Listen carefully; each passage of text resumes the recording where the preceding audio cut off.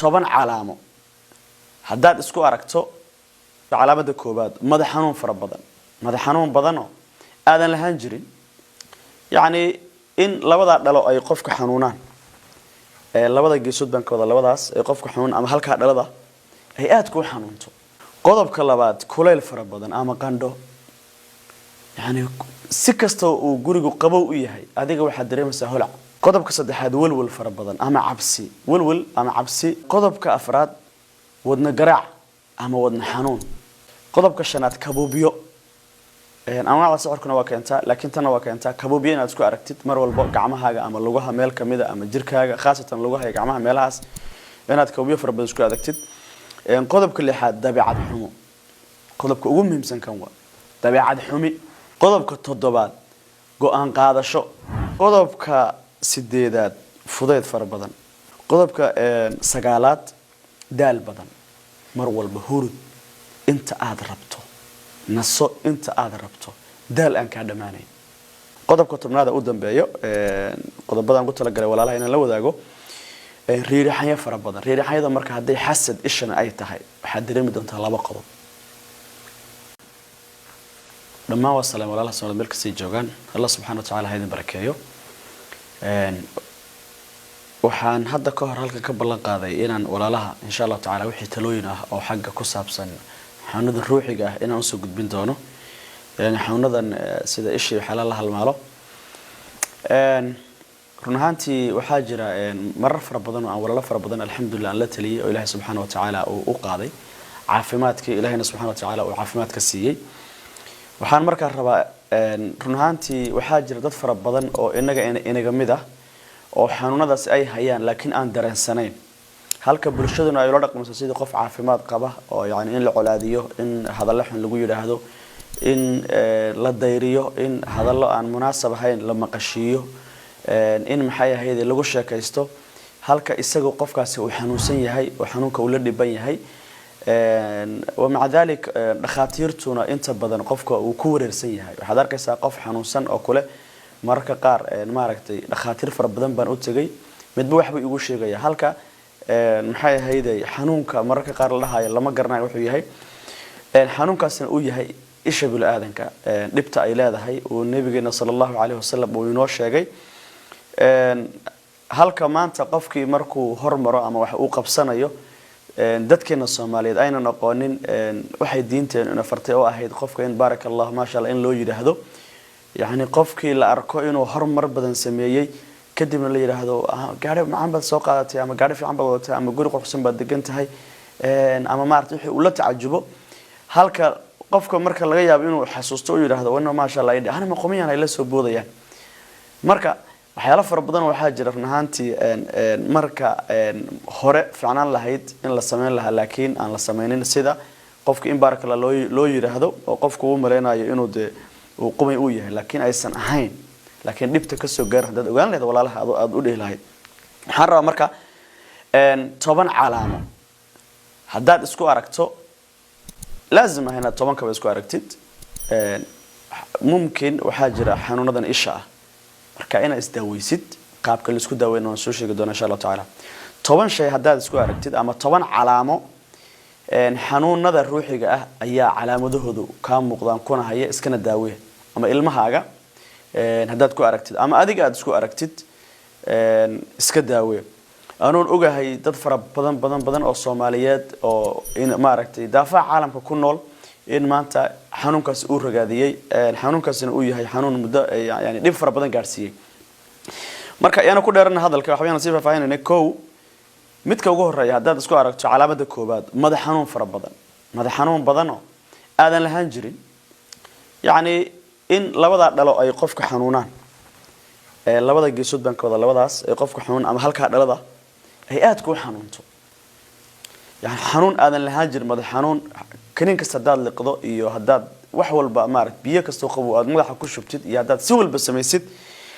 yaani xanuun aan kala go' lahayn oo maaragtay aad u fara badan ama mararka qaar aad dareemayso yaani adiga wax xaadithad marka kugu timi oo maaragtay aadan lahaan jirin marka qodobkoodu waa xanuun yaani madax xanuun inaad yeelatid qodobka labaad kuleyl fara badan ama qandho yaani si kasta oo gurigu qabow u yahay adiga waxaad dareemaysaa holac dadka waxaad ku leedahay aniga kuleel badan bay haya biyaad isku shubaysaa maxay ahayd wax qabow waad raadinaysaa halka dadka guriga kula degan ama kula joogana laga yaabo inayba bustayaal huwiin adigana aad kuleel fara badan dareemaysid ama qandho يعني قندة فرا بدن مر والب إن قندة دريمسيد وهذا مر البقف قاعد يركز أكلية ومر والبقندة يسن إن دريمسيد قدب كسد حد ول فرا بدن أما عبسي ول أما عبسي مرك أن لا يهاي لا بس يبغى ويكون معنا سكو إن دمشق إنه يكون سود دكتور أنا واحد سأل كنا واكنت لكن دمشق قفكم مر والب إنه ول إنه قاعد يكدلو إن المال كده حظه إن المعركة لبعتوا إنه يكون قاعدن أيات كول وليس dhimasho iyo waxyaalaha la halmaala ama cabsi guriga hadaad ka baxdo arma lagu dilaa armad meel xun ka dhacda maanta dhan waxa kugu furan yaani cabsi iyo walwal oo qalbiga ka hayo qodobka afraad wadna garaac ama wadna xanuun aadan lahaan jirin ana kama hadlayo hadii aad adiga dhakhtar tagto xanuunadaas laga daaweeyay alxamdulillah kama hadlayo laakiin xanuunada isha oo qofkan uu la dhiban yahay dhaqaatiirtuna aysan inta badan aysan helin ama helin baan ka hadlaya qofka Ilaahay caafiyo subhanahu wa ta'ala ma sheegayo laakiin qofkan waxaan ka hadlaya xanuunadan la dhiban ee wax walba sameeyo laakiin xanuunka uu haysto marka wadna xanuun ama wadna garaac wadnaha kale in lagu jiidayo khaasatan waxa jira dadka mararka qaar waan ka hadli doonaa insha Allah ta'ala wuxuu sababa wadna xanuunka inuu mararka qaar qofku uu dareemo yaani in wadnaha tamarto dhan ka sii tagayso isagoo dhanba sidii qof maartay nafta laga sii qaadayo halka dadka qaar markii waliba laga naxiyo ayba suuxaanba oo maraaxil badan markii yaani maraaxil ay sare gaadho waay laakiin wadna xanuun ama wadna garaac labadaas inaad mid kamid isku aragtid qodobka shanaad kabubiyo anwaacda saxarkuna waa keentaa laakiin tan waa keentaa kabubiyo inaad isku aragtid mar walba gacmahaaga ama lugaha meel kamid ama jirkaaga khaasatan lugaha iyo gacmaha meelahaas inaad kabubiyo fara badan isku aragtid qodobka lixaad dabeecad xumo qodobka ugu muhiimsan kan waa dabeecad xumi yaani waxaad ahayd qof xabiiba qof macaan qof dadku jecel yihiin qof dadka isku wada qof xanaaqiisa qarsada qof markuu xanaaqa soo noqda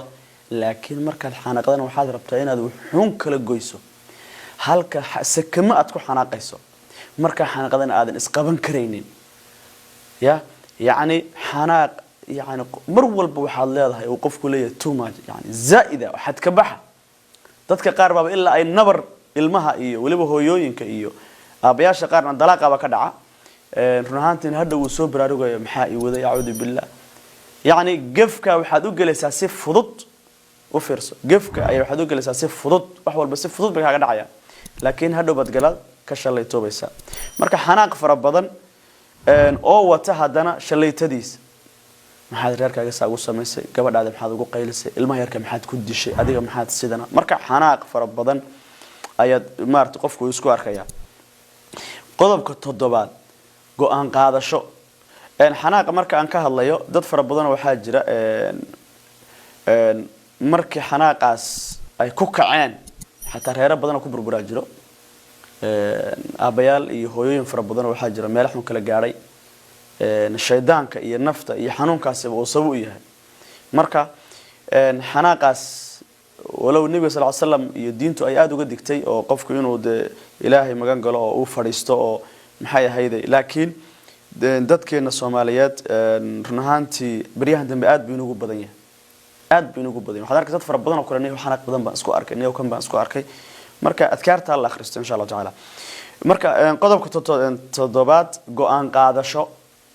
xumo yani go'aan qaadasho xumi waxaad ahayd qof qodobkana waxa faahfaahinaya markii hore waxaad ahayd qof markuu go'aan qaadanaya wax ka fiirsada yani waxbaad ka fiirsan jirtay oo waxaad ahayd qof markuu waxan go'aan yani uu sameynayo ka fakara ka fiirsada ka tashada laakiin waxaad arkaysaa qofkii waxana ka fakirin kana tashan wixii dhex taagan waxbarasho degdeg iska bilaabaya safar degdeg iska aadaya guur degdeg iska sameynaya lacag degdeg iska bixinaya wali waxyaalaha inta badan hadda waxyaalahan aan arkay waxa kamid ah qofka waxaad arkaysaa waxyaalo masiiri ah oo noloshiisa yani ahaabo yani waxa ugu muhiimsan oo go'aan qaadashada noloshiisa laga yaabo marka inay khatar gasho qofku marka qaar qaadanayo marka go'aan qaadashada qofku inuu si degdega uu maaragtay uu u sameeyo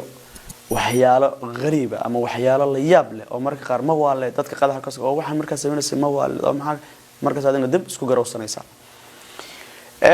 qodobka sideedaad fudeed fara badan fudeed markaan leeyahay xanaaq kan go'aan qaadashada buu ku daba xiran yahayo misaal waxyaalo fara badan oo la rabay inaad si miisaaman ku gashid waxaad arkaysaa adoo ku fududaaday oo ku degdegay misaal waxaad rabtaa inaad gaari qaadatid ama waxaad rabtaa inaad waxbarasho bilowdid ama waxaad rabtaa inaad qof kugu soo cabday oo ama baahi lagu soo bandhigay inaad maaragtay si degan oo maskaxaysan ku gashid fudeedkaas waxaad arkaysaa qofkii ku galaya daf dhahaya wixii dhex taagan oo markiiba meeshii dhexda fadhiyo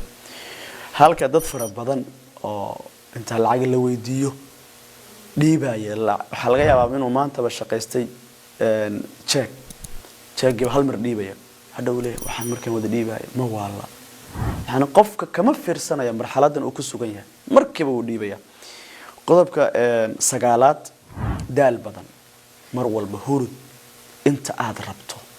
naso inta aad rabto daal aan ka dhamaanayn daal fara badan oo aan ka dhamaanaynin daalkaas oo maaragtay qofku uu mar walba dareemayo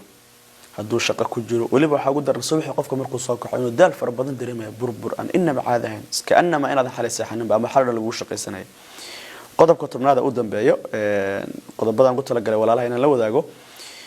riiraxaya fara badan riiraxayada marka haday xasad ishana ay tahay waxa dareemi doontaa laba qodob kow riiraxaya fara badan inaad leedahay oo qofku uu riiraxayo يعني رير حياة فربضن إن الدريم يسد مر والبقفة iyo qof iyo maartay aad ku haysid qodob kale oo isagana qodobka daba socda ugu muhiimsan hadii xasatay aad ku garan karto waa oodin labada garab salkooda inay kaaga taagan tahay yani labada garbood salkooda yani garbahaaga salkooda ayaa waxaad arkaysaa oodin mar walba kaaga taagan sidii qof qabow uu galay ama sidii maartay qof kuleel u hayo oo maartay kolbaare waxay Soomaalidu jireen ama qabow aad qof u yaqaano ama maartay off ay dhahaan dadkeena qaar khayr Allah siiyo inaad dareentid haday xasatay waxaad kala ku garan kartaa rheumatism in mar walba lagu sheego hadaad hooyo tahay hadaad aaba tahay mar walba dhakhtar aad tagto xalay rheumatism baa ku haya maxaa yeelay qofka markii xasadka uu asiibo wuxuu ka asiiba xubnihiisa meesha ugu muhiimsan yani xubnahaaga meesha ugu muhiimsan haday wadna tahay haday madax tahay haday murqaha ka shaqeynaysa tahay qofka waxa iska xanuun murqaha iska xanuunaya jilbaha iska xanuunaya qofkii oo ka cila isagoo dhalinyaro wax arkaysa qofkii ka cilaab oo maanta dhanba ma aragtay maxay hayday qofkii uu ka cila yahay marka xasadka taasu sii dheeriya hada ma garat taasu sii dheeriyahay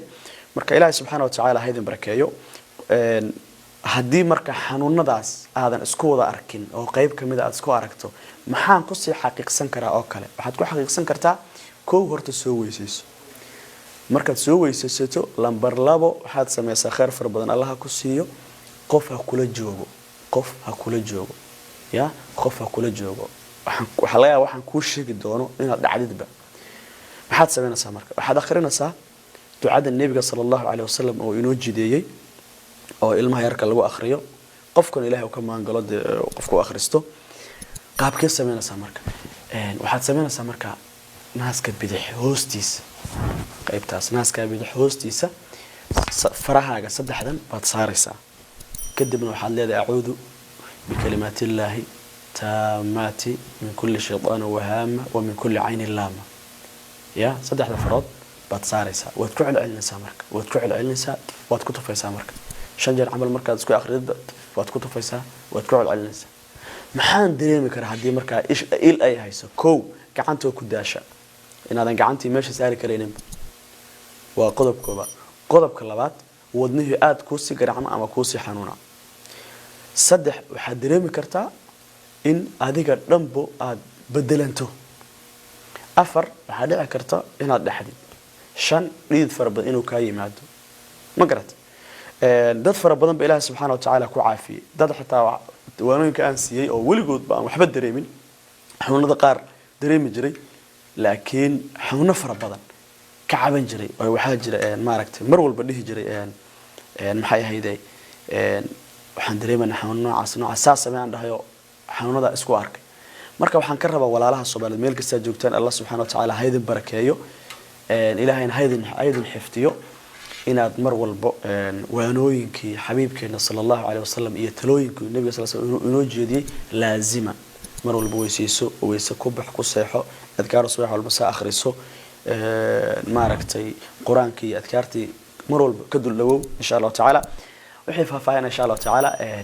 page-ka waxaan ka wada lambarkaas aad igala soo xiriiri kartaan hadii Allah wadala uu idmo adiga weydiin kartaan insha Allah ta'ala ama page-ka al-shifa oo maaragtay walaaluhu in badan aan talooyin badan ka siiyo ayaad maaragtay igala soo xiriiri kartaan hadii Allah wadala uu idmo ilaahay idin xiftiyo meel kasta joogtaan Allahna ha idin barakeeyo Allah idin ku shaafiyo waxaad wadaa ducadan aad saaraysid gacanta halkan muddo 14 bari meelaha wad insha Allah ta'ala aad iyo aad baa mahadsantihiin. Assalaamu alaykum wa rahmatullahi wa barakatuh.